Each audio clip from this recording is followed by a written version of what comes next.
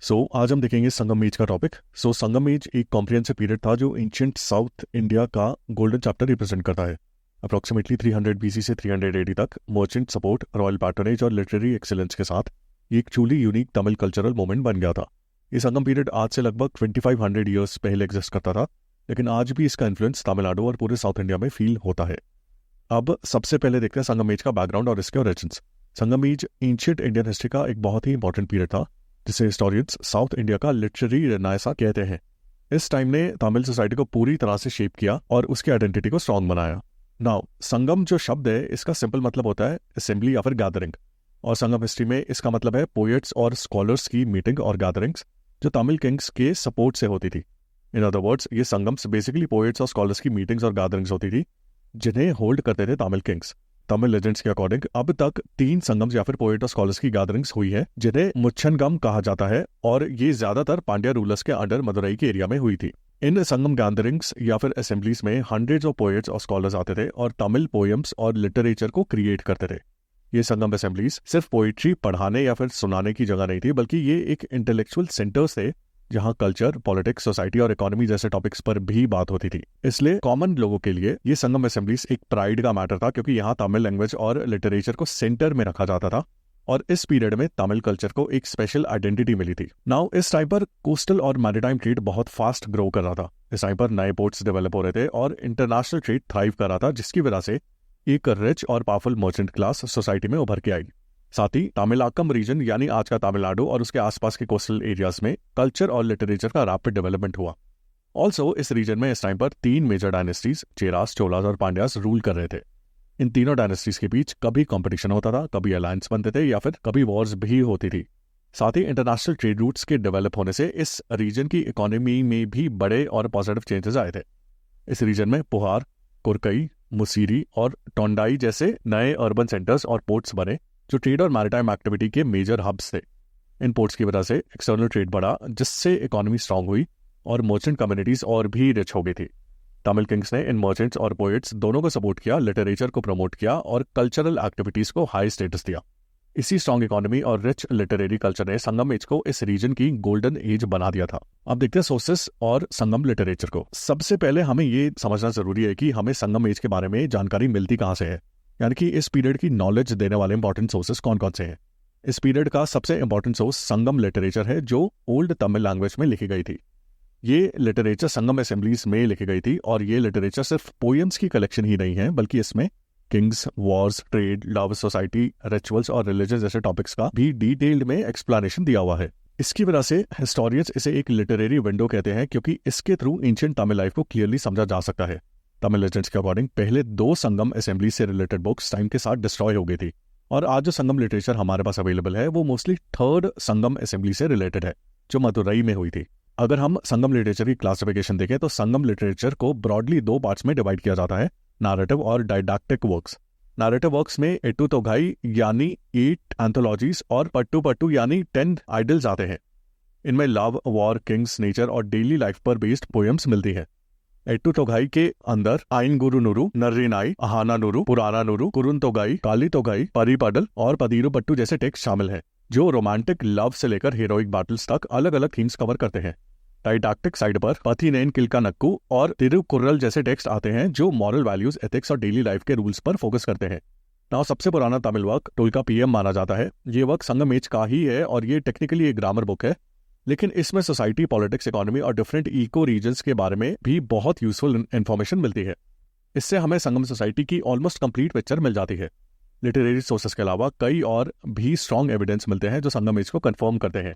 जैसे तमिलनाडु के coastal areas में रोमन एम्परर्स के गोल्ड कॉइन्स मिले हैं, जो दिखाते हैं कि संगम एज के दौरान इस रीजन का रोमन वर्ल्ड के साथ स्ट्रॉन्ग सी ट्रेड लिंक्स थे। साथ ही फॉरेन राइटर्स ने भी इस रीजन का मेंशन अपने सोर्सेस में किया है। ग्रीक राइटर मेगास्थनीज और बाद के राइटर्स पांड्या किंगडम्स को पर्ल्स के ट्रेड के कंटेक्स्ट में डिस्क्राइब करते हैं। साथ ही प्लिनी द एल्डर ने तमिल पोर्ट्स और इंडियन ओशन ट्रेड रूट्स का अपने सोर्सेस में डिटेल में मेंशन किया है। इसके अलावा आर्कियोलॉजिकल साइट्स जैसे कावेरीपट्टिनम, अरिकामेडु और उरायूर से भी अर्बन सेंटर्स, पोर्ट्स, वेयरहाउसेस और इंपोर्टेड गुड्स के क्लियर प्रूफ्स मिलते हैं। अरिकामेडु से रोमन पोट्री, ग्लास बीड्स और वाइन कंटेनर्स मिले हैं, जो इंटरनेशनल ट्रेड का डायरेक्ट फिजिकल एविडेंस देते हैं। इन सब लिटरेरी, फॉरेन और आर्कियोलॉजिकल सोर्सेस को मिलाकर हिस्टोरियंस ये कंक्लूड करते हैं कि संगम लिटरेचर 3rd सेंचुरी बीसी से 3rd सेंचुरी एडी के रियल हिस्टोरिकल बैकग्राउंड को रिफ्लेक्ट करता है। अब देखते हैं इस पीरियड की ज्योग्राफी और तमिलाकम के कंसेप्ट को। संगम एज का मेन एरिया या फिर रीजन तमिलाकम था, जो लगभग आज के तमिलनाडु, केरला के कुछ पार्ट्स, साउथ कर्नाटका और साउथ आंध्रा तक फैला हुआ था। उस टाइम पर इस पूरे रीजन को एक कल्चरल यूनिट माना जाता था, क्योंकि यहाँ तमिल लैंग्वेज कॉमन थी। लेकिन इस रीजन की पॉलिटिकल पावर अलग अलग डायनेस्टीज के पास थी, जैसे कि चेरास, चोलास और पांड्यास। इस रीजन में कोस्टल एरियाज में इंपॉर्टेंट पोर्ट्स डेवलप हुए थे। इन इंपॉर्टेंट पोर्ट्स में वेस्ट कोस्ट पर मुस्सीरी और टोंडी मेजर पोर्ट्स थे, और ईस्ट कोस्ट पर पुहार, जिसे कावेरी पट्टनम भी कहते हैं, और साथ ही में कुरकई इंपॉर्टेंट ट्रेडिंग सेंटर्स थे। इन पोर्ट्स के थ्रू फॉरेन ट्रेड काफी ज्यादा होता था। नाउ तमिलाकम रीजन की सबसे यूनिक बात थी इसका एनवायरमेंटल क्लासिफिकेशन सिस्टम। तोल्कापियम और दूसरे टेक्स्ट के अकॉर्डिंग तमिलाकम को नेचुरल रीजन्स या तिनाई के बेसिस पर डिवाइड किया जाता था। ये सिस्टम नेचर, कल्चर और लिटरेचर को एक साथ जोड़ता था। तमिलाकम को मेनली 5 मेन तिनाई में डिवाइड किया गया था। इनमें पहला था कुरिंजी, जो पहाड़ी रीजन को रिप्रेजेंट करता था। यहाँ लोग हंटिंग और गैदरिंग करते थे, और इस रीजन के लोगों का मेन डाइटी मुरुगन था, और इस रीजन की पोएम्स प्री मैरिटल लव को शो करती थी। दूसरा तिनाई मुल्लाई था, जो फॉरेस्ट और पैस्टोरल रीजन था, जहाँ कैटल हर्डिंग और डेयरी फार्मिंग होती थी। इसका मेन डाइटी मायोन था, और यहाँ की पोएम्स पेशेंटली वेटिंग और सेपरेशन के इमोशन को दिखाती थी। तीसरा तिनाई मुरुदाम था, जो फर्टाइल एग्रीकल्चरल प्लेन्स और रिवर वैलीज का एरिया था। यहाँ पैडी फार्मिंग ज्यादा होती थी। इंदिरा इसका मेन डाइटी था, और इस रीजन की पोएम्स मैरिटल आर्ग्यूमेंट्स और पैचअप को रिप्रेजेंट करती थी। चौथा तिनाई नेइथल था, जो कोस्टल रीजन था, जहाँ फिशिंग और सॉल्ट मेकिंग मेन ऑक्यूपेशंस थे। वरुणन इसका मेन डाइटी था, और इस रीजन का लिटरेचर एंग्शियस वेटिंग के इमोशन को दिखाता था। और पांचवा तिनाई था पलाई, जो ड्राई और डेजर्ट लाइक एरिया था, जहाँ लाइफ टफ होती थी और लोग सर्वाइवल के लिए रीडिंग करते थे। इसकी डाइटी कोतराबाई थी, और यहाँ की लिटरेचर सेपरेशन और एलोपमेंट जैसे इमोशंस शो करती थी। हर तिनाई का अपना अलग लाइफस्टाइल, काम, डाइटी और इमोशनल थीम थी। ये eco region based system UPSC के लिए भी इंपॉर्टेंट है, क्योंकि ये क्लियरली दिखाता है कि कैसे एनवायरनमेंट, कल्चर और लिटरेचर एक दूसरे से जुड़े हुए थे। साथ ही में संगम पोएट्री में भी पोएट्स नेचर के सीन्स का यूज करके ह्यूमन इमोशंस को एक्सप्रेस करते थे, जिससे ये तिनाई सिस्टम और ज्यादा क्लियरली समझ आता था। अब देखते हैं हम इस रीजन की पॉलिटिकल हिस्ट्री को। इस पीरियड में तमिलाकम पर 3 मेन रॉयल डायनेस्टीज रूल करती थी, चेरास, चोलास और पांड्यास। इन तीनों को मिलाकर मूवेंतर कहा जाता था, जिसका मतलब होता है 3 ताज पहना हुआ राजा।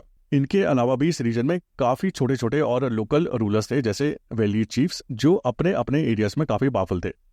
ये पूरा तमिलाकम रीजन एक सिंगल एम्पायर नहीं था, और इस रीजन में जितने भी किंगडम्स थे, इन किंगडम्स के बीच हमेशा कॉम्पिटिशन, वॉर्स, अलायंसेस और ट्रेड को लेकर स्ट्रगल्स चलते रहते थे। जहां तक चोला डायनेस्टी की बात है, तो Chola dynasty north east Tamil region में ज्यादा पावरफुल थी। उसका मेन एरिया पेन्नार और वेल्लार रिवर्स के बीच में था, जो कि बाद में धीरे धीरे कावेरी वैली तक फैल गया था। उसकी कैपिटल पहले उरायूर थी, जो कॉटन ट्रेड के लिए बहुत फेमस थी। उसका मेन पोर्ट पुहार था, जिसे कावेरी पट्टनम भी कहते हैं, और ये ईस्ट कोस्ट का एक इंपॉर्टेंट सी ट्रेड सेंटर था।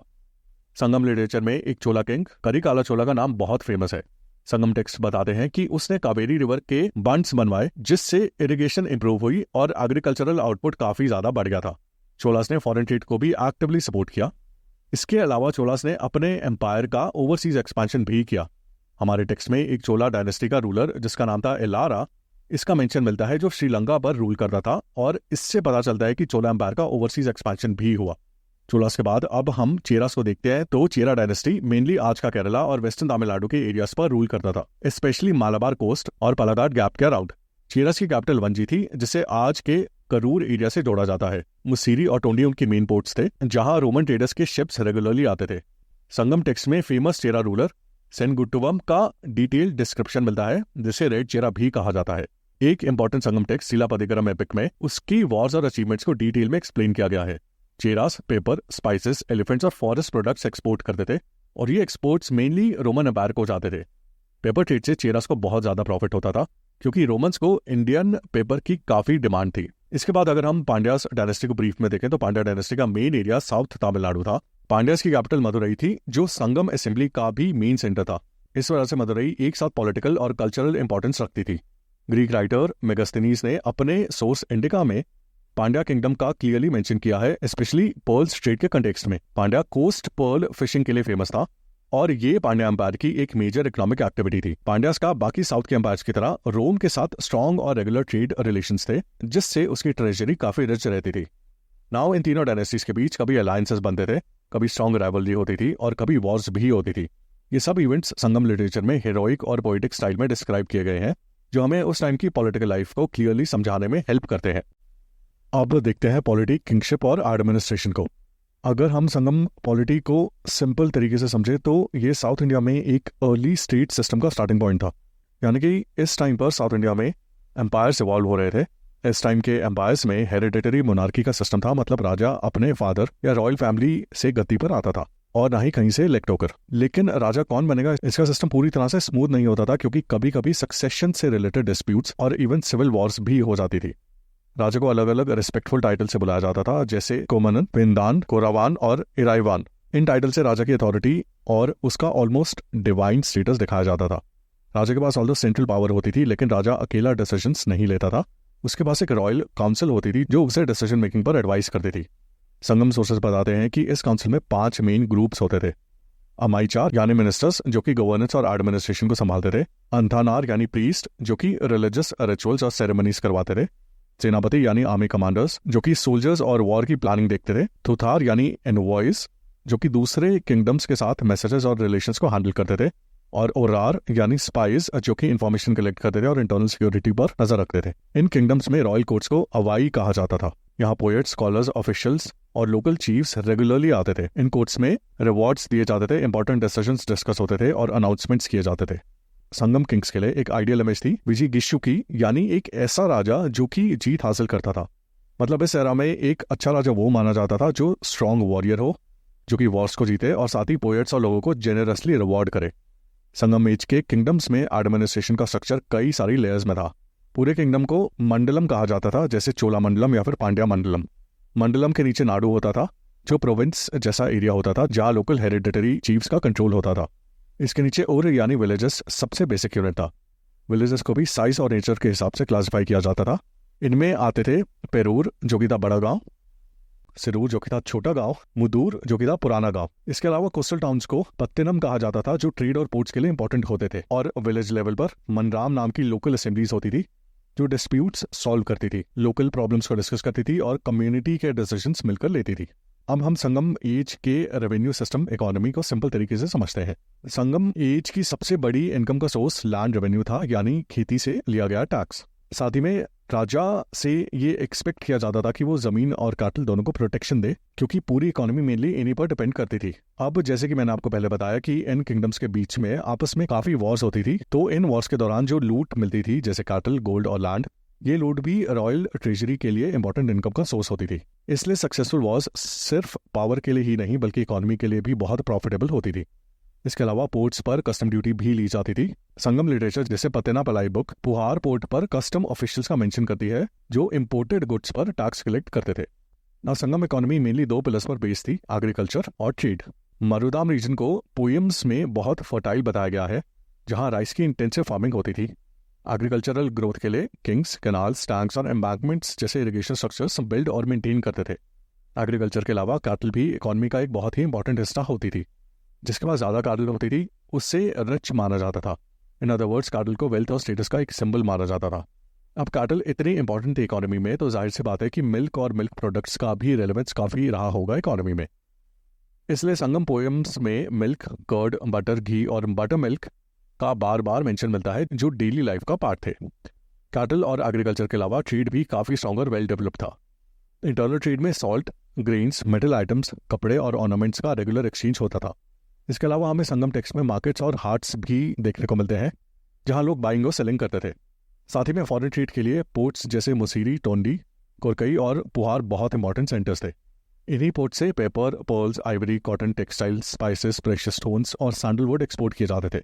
साथ ही में इंपोर्ट्स में gold coins, wine, glass items, coral और लग्जरी गुड्स आते थे। ये external trade mainly Roman Empire के साथ होता था और ये ट्रेड तमिल किंगडम्स के फेवर में था, एंड देयरफॉर तमिल रीजन में लार्ज नंबर में रोमन गोल्ड कॉइन्स का मिलना ये क्लियरली दिखाता है कि फॉरेन ट्रेड से तमिल किंगडम्स काफी रिच हुए थे। अपार्ट फ्रॉम इट, आर्टिसंस जैसे ब्लैक स्मिथ, वीवर्स, पॉटर्स और ज्वेलर्स भी तमिल सोसाइटी में स्पेशल प्लेस रखते थे। उनके बनाए हुए प्रोडक्ट्स डेली यूज के लिए भी जरूरी थे और एक्सपोर्ट ट्रेड के लिए भी, इसलिए इकोनॉमी में उनका रोल बहुत ही इंपॉर्टेंट था। अब देखते हैं सोसाइटी, टेनाई सिस्टम और सोशल ग्रुप्स को। संगम सोसाइटी को समझना यूपीएससी के लिए बहुत इंपॉर्टेंट है, क्योंकि ये एक अर्ली सोसाइटी थी, लेकिन इसमें सोशल डिविजन्स ऑलरेडी क्लियरली दिखाई देते थे। जैसे मैंने आपको पहले बताया कि टोल्कापियम के अकॉर्डिंग पूरे तमिलनाडु को 5 तेनाई में डिवाइड किया गया था और हर रीजन का अपना एक मेन काम और कल्चर था। इन सब रीजन्स के अलग अलग लाइफस्टाइल्स से संगम सोसाइटी को काफ़ी डाइवर्स बनाया था। संगम लिटरेचर से हमें संगम सोसाइटी में प्रेजेंट सोशल हायरार्की भी क्लियरली समझ आती थी। टोल्कापियम में अरासार, अंथानार, वानिगार और वेलालार जैसे ग्रुप्स का मेंशन मिलता है। अरासार किंग्स और चीफ्स थे जो पॉलिटिकल और मिलिट्री पावर रखते थे।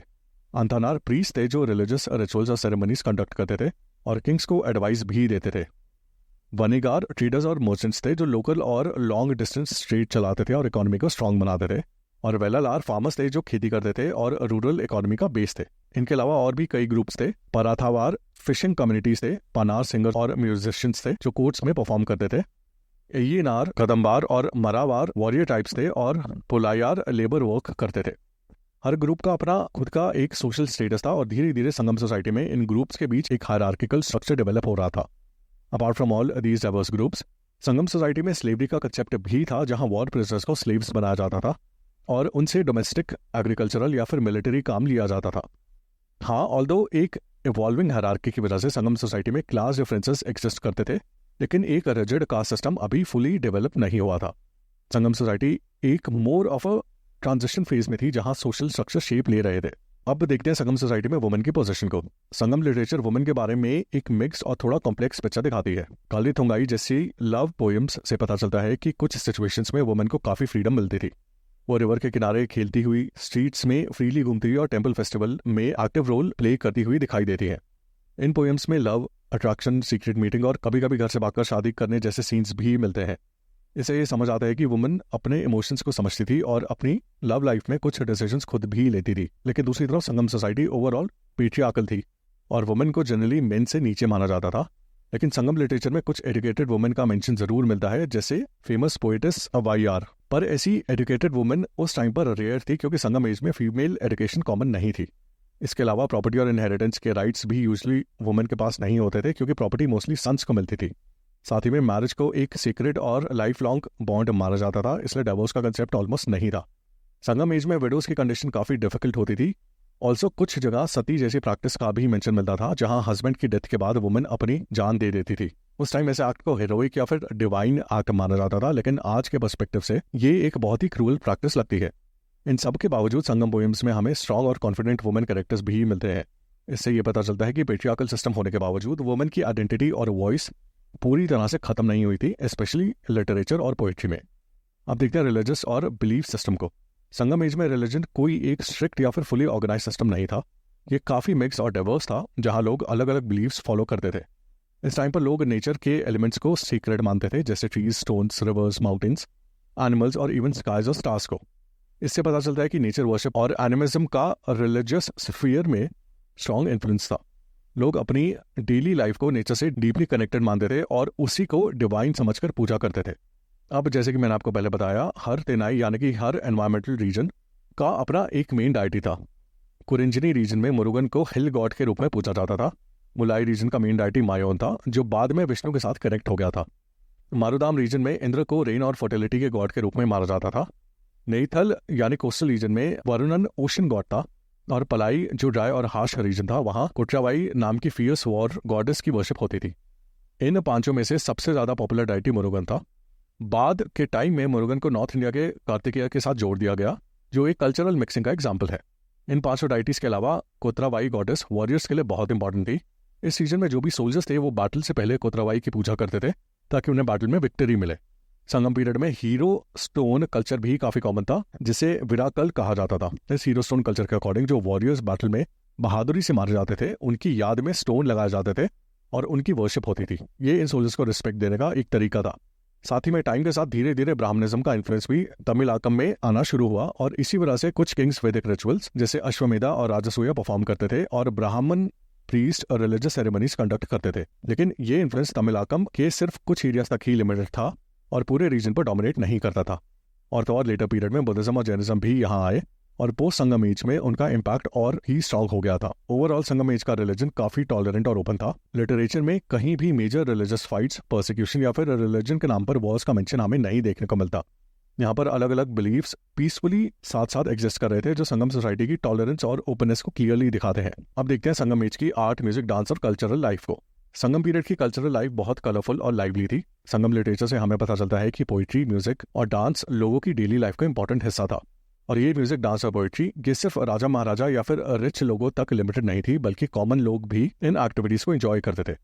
किंग्स, चीफटेन्स और नोबल्स पोएट्स को बहुत रिस्पेक्ट देते थे और उन्हें जनरसली रिवॉर्ड करते थे। पोएट्स को इन किंग्स और चीफ से land, gold, elephants, horses, ornaments और कैटल जैसे गिफ्ट्स मिलते थे, और इन रिटर्न पोएट्स राजा की तारीफ में पोएम्स लिखते थे ताकि राजा का नाम और अचीवमेंट्स पोएम्स के थ्रू हमेशा याद रहे।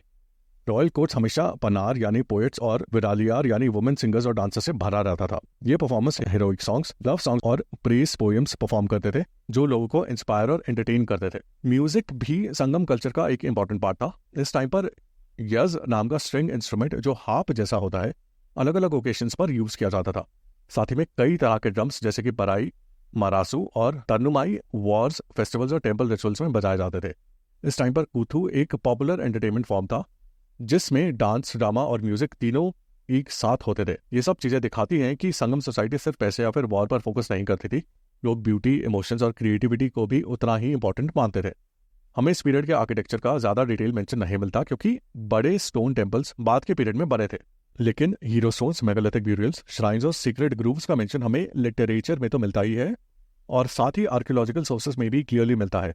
साथ ही में शीला पदिकरम जैसे संगम एपिक्स सिटीज, मार्केट्स, पैलेसेस और पब्लिक फेस्टिवल्स का विविड डिस्क्रिप्शन देते हैं, जिससे हमें उस टाइम के अर्बन लाइफ की क्लियर पिक्चर देखने को मिलती है। अब देखते हैं संगम ट्विन एपिक्स और लिटरेरी लेगेसी को।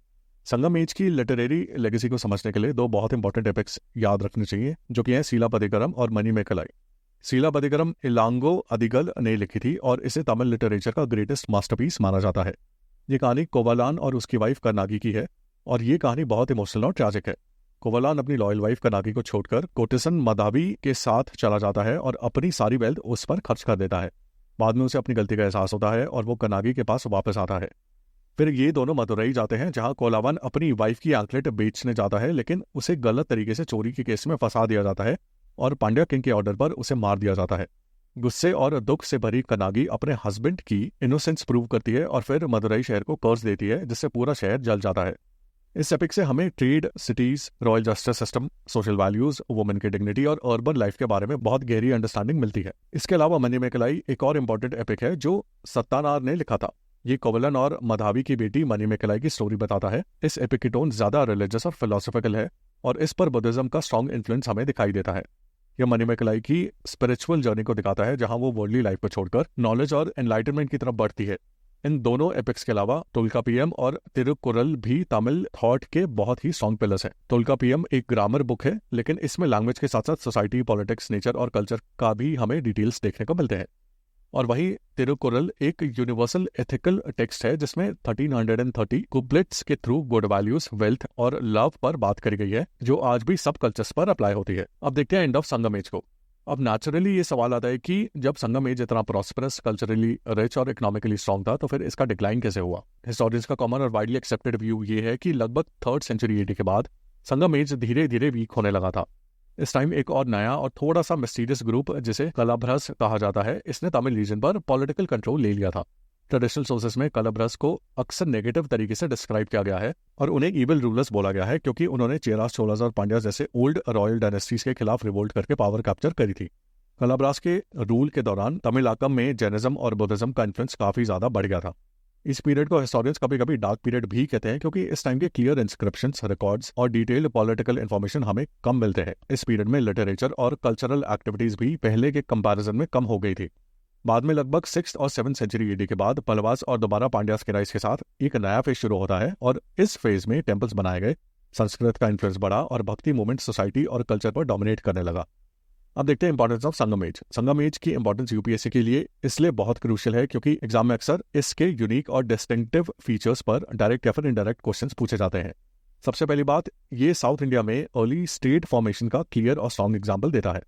इस पीरियड में किंगशिप का कंसेप्ट डेवलप हो चुका था, टेरिटोरियल एडमिनिस्ट्रेटिव यूनिट्स बने हुए थे, रॉयल काउंसिल्स का रोल था, और लैंड रेवेन्यू और कस्टम ड्यूटी जैसे सिस्टम्स प्रॉपर्ली फंक्शन कर रहे थे। लेकिन ये सब एक फुली सेंट्रलाइज्ड एम्पायर जैसा नहीं था, बल्कि मल्टीपल किंगडम्स के थ्रू ऑपरेट हो रहा था, जिनके बीच राइवलरी, अलायंस और वॉर्स भी होती रहती थी। दूसरी इंपॉर्टेंट बात यह है कि संगम एज हमें साउथ इंडियन सोसाइटी, इकोनॉमी और कल्चर का फर्स्ट हैंड रिटर्न एविडेंस देता है।